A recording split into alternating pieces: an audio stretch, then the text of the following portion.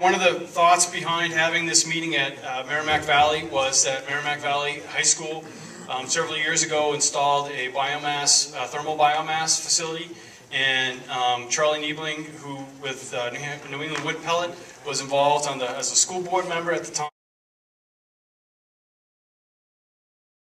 I served on the school board for 7 years and chaired the facilities committee through 2 big bond issues, $41 million in taxpayer-funded improvements to the facilities of the Merrimack Valley School District, including a $4.5 million BTU Messersmith boiler that is heating the high school, the middle school, the boiler building itself, the bus maintenance facility, the superintendent's office across the street. 4 buildings or 5 buildings on a hot water grid, thermal grid, 270,000 square feet, and it was like a lot of these kinds of projects. You have to educate people. You have to help them to see a different opportunity, a different future. At first, the superintendent and my fellow school board members were very reluctant, very reticent to consider something different.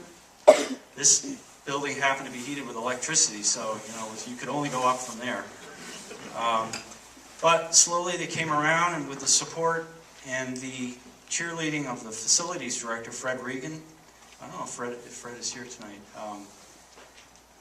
we were able to persuade the board and the administration to get behind the project, to include it in the second of the 2 bonds, and to sell it to the voters. And the voters bought it and supported it. And that was on very conservative payback analysis that pegged the payback on the capital at around 4 to 5 years. Well, come to find out, the payback on the roughly $1 million that was spent on the entire system, including the thermal grid, is going to end up being around 2.5 to 3 years. So really incredible project that sold itself.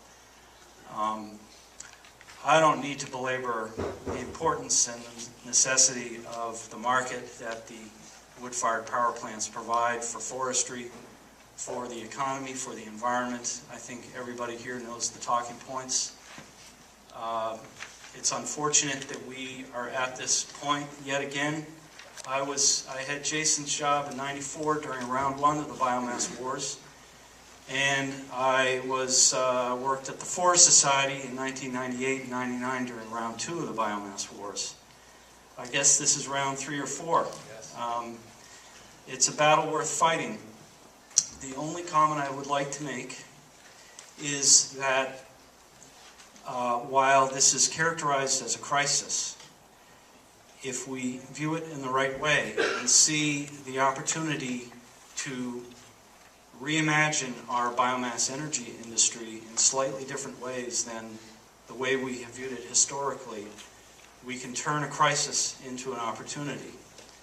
And what I'm suggesting is that an industry that is as dependent as this industry has been on direct and indirect subsidy in one form or another probably cannot be sustained indefinitely.